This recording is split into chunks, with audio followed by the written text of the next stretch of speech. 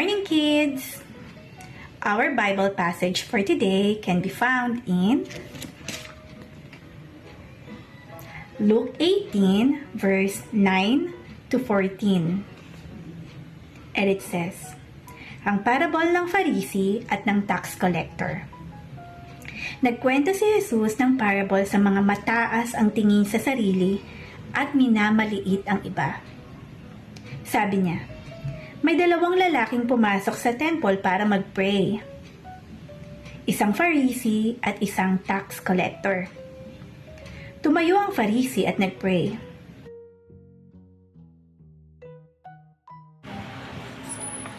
Diyos ko, nagpapasalamat po ako na hindi ako katulad ng mga ibang tao, mga magnanakaw, mga mandaraya at mga nangangaliwa, katulad ng tax collector na ito.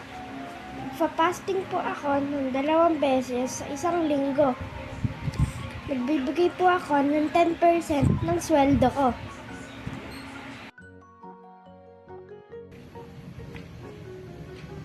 Nakatayo sa di kalayuan ang isang tax collector. Di man lang siya makatingin sa langit. Sinusuntok ang dibdib. At ang sabi,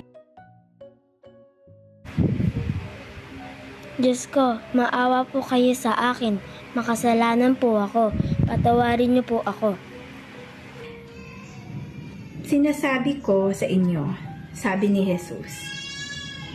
Umuwing matuwid sa pating paningin ng Diyos ang lalaking tax collector, imbis na ang Pharisee. Kasi ang nagmamataas ay ibababa at ang nagpapakababa ay itataas. Napakaganda ng story na to, di ba?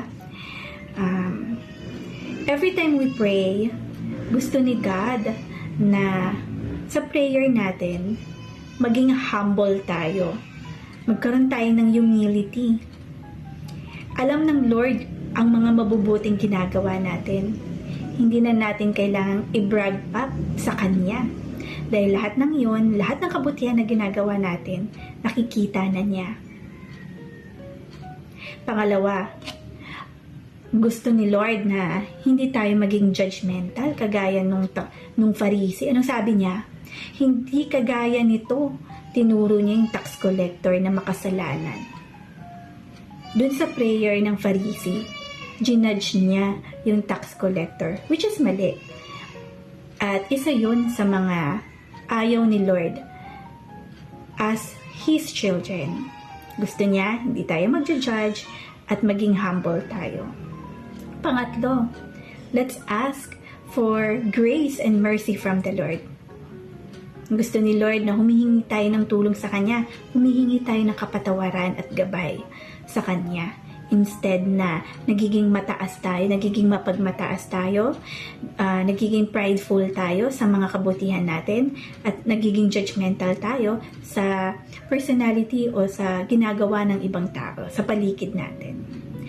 So, I hope kids, meron kayong natutunan. Again, in our prayer, let's be humble, let's not judge others, and let's ask for grace and mercy. Bye-bye!